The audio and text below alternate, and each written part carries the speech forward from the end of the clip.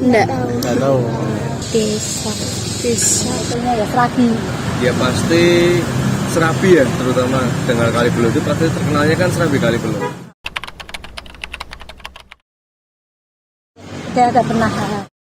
Tahu. Ya pernah. Pernah, juga pernah. Serabi Kali Belut itu bentuknya ya.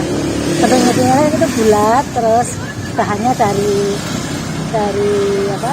Beras. Terus bentuknya ada dua macam, ada yang putih dan ada yang coklat ya. Bulat. Biasanya kan Serabi itu kecil-kecil, kalau yang di Kali Belut itu beda. Itu besar, terus teksturnya agak keras gitu, terus warnanya juga coklat. Ya ciri khas dirasa biasanya sih. Ciri khas Serabi Kali Belut itu beda.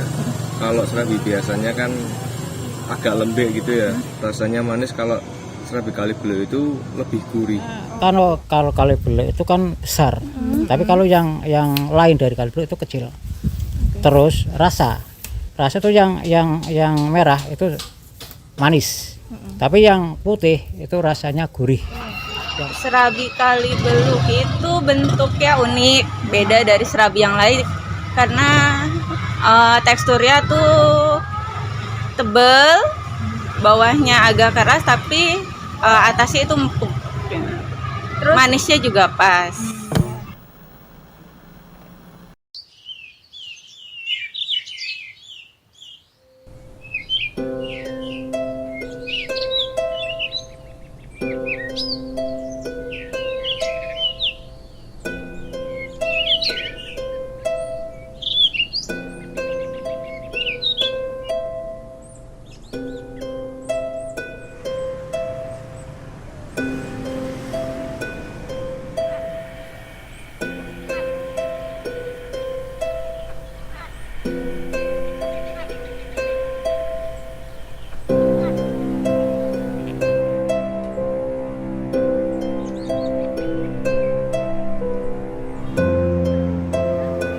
Jangan ngaku pernah ke Batang kalau belum mencicipi kue serabi.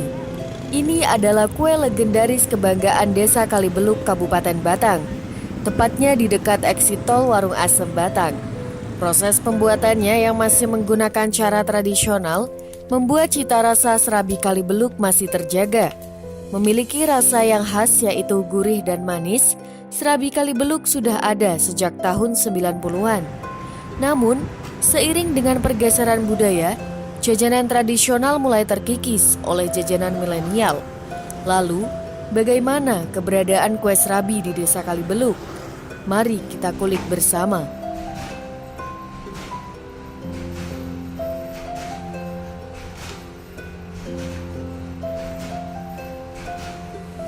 Itu kan awalnya saya serabi itu turun-temurun dari nenek moyang, saya hanya penerusnya. Okay. Nah, kalau keturunan dari simbah saya itu berarti saya keturunan yang ketiga.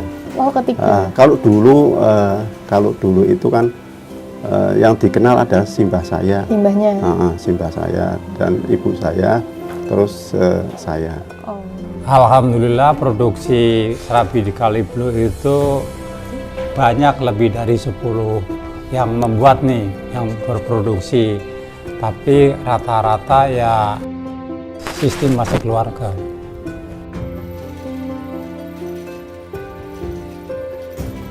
Kalau menurut sejarah dari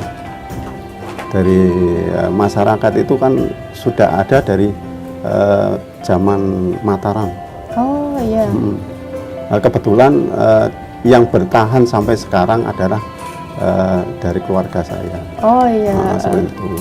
Jadi tidak ada formalnya silsilahnya ke sana, saya nyambung ke zaman itu ke turunan berapa kan kurang tahu. Oh iya, udah lama sekali ya Pak. Kalau yang saya tahu saya secara Kali Belut serabi ini berasal dari Bau Rekso. Bahwa Bau Rekso itu sebenarnya kan punggawa dari Mataram, ditugaskan untuk mencari putri Kali Belut. Tapi putri Kalisala apa Kali Belut, Kalisala ya, Pati Salib, Kalisala. Setelah di sana Putri Kalibelu itu duduk di tahta kerajaan jatuh, nggak kuat, dikembalikan ke Kalibelu, dikasih modal untuk membuat serabi. Asal usulnya bisanya ada serabi itu begitu. Kalau dari segi ukuran serabi Kalibelu itu yang ya paling gede mungkin se-Indonesia kali lah, karena gedenya itu sebesar semangkok, ya boleh dikata sedunia. Kelebihannya itu karena gede, kedua masakannya itu bisa mateng dari dalam luar, bisa mateng, dan bentuknya memang aneh dan antik yang saya tahu.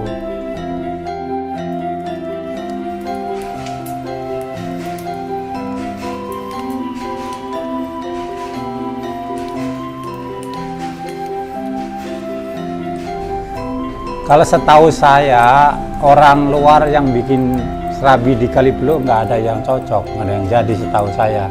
Tapi kalau pribuminya sendiri, yang turunan-turunan itu, ya boleh dikata langgeng, maksudnya langgeng itu sama seperti nenek moyangnya. Tapi kalau orang lain, selain turunannya juga, apalagi itu pendatang, yang lain turunannya rasanya udah beda, yang setahu saya. Tuh begitu, apalagi pendatang soalnya dari Warongasem atau dari Pandansari, dari Pekalongan, dari Pemalang, mau niru tuh nggak mungkin bisa tapi rasanya yang beda untuk rasa, dan cara pembuatannya juga nggak bakal sama. Mungkin dari nenek moyang yang tahu Rekso yang kasih ilmunya apa gimana lah. Ya ada makna sendiri, soalnya serabi Kalibelu ini hasil Kalibelu Batang, serabinya ageng-ageng. Nenek serabi biasa kan apa kecil-kecil alit-alit.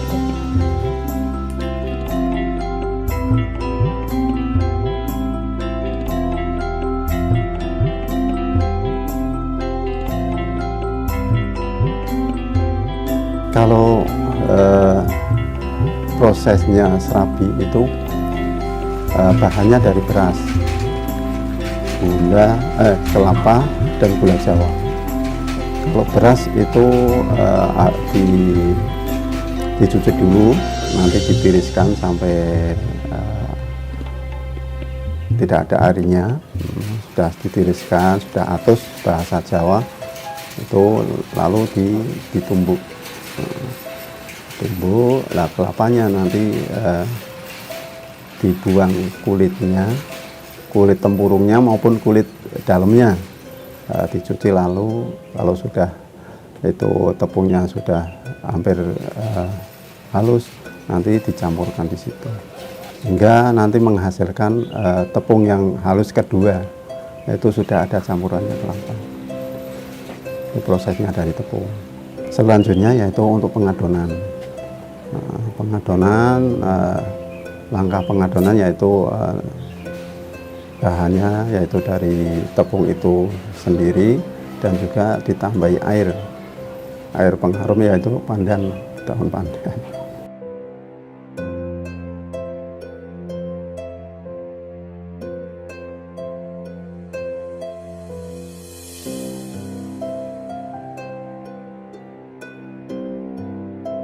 Sampai dibuat pengadonan, lalu bisa dicetak di cetakan, yaitu kalau bahasa sini cobek atau cowek itu.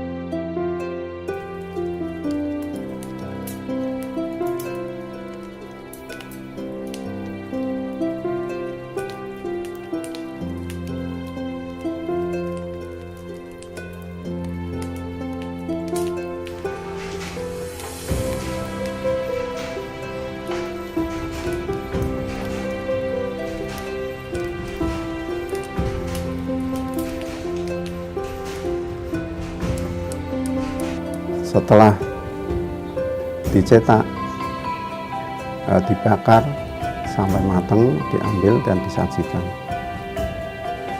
Kalau masalah perekonomian yang saya lihat sih meningkatnya, tapi bagi yang membuat, karena di situ lokasi pembuatannya per rumah, bukan seperti pabrik diproduksi massal, bukan perumahan atau makanan perumahan, makanan biasa produksi rumahan.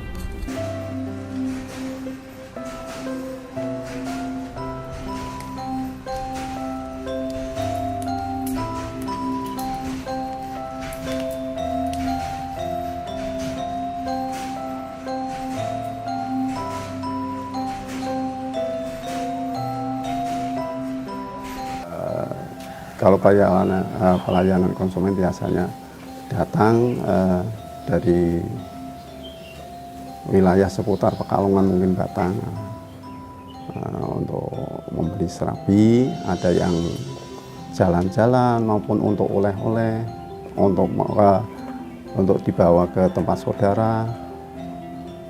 Ada yang untuk lamaran manten itu banyak. Nah, itu kalau di wilayah sini banyak yang pesan.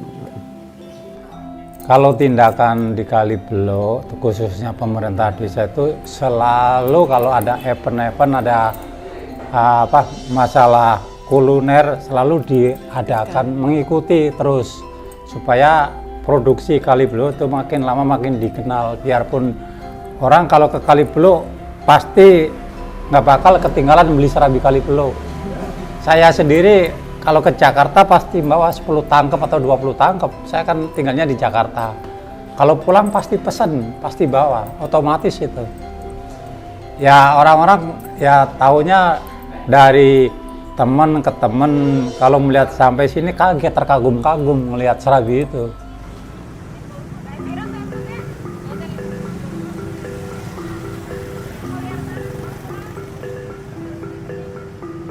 Alhamdulillah kalau selama ini makin lama justru makin banyak yang bikin, bukan makin punah atau makin hilang, makin bertambah. Semuanya anak punya cucu-cucu pada menyebar, pada bikin. Kalau perkiraan orang-orang memang seakan-akan nanti serabi Kalibelo ini akan habis atau punah. Tapi kenyataan sampai sekarang dari 10 atau dari tadinya, saya ingat saya satu tuh adanya di Potro, itu nenek-nenek dulu almarhum, neneknya dulu Cari Selamat itu yang pertama yang saya tahu itu di pojok sana. Tapi sekarang jumlahnya malah melebihi perkiraan yang kita tak terduga-duga, bukan makin habis makin banyak.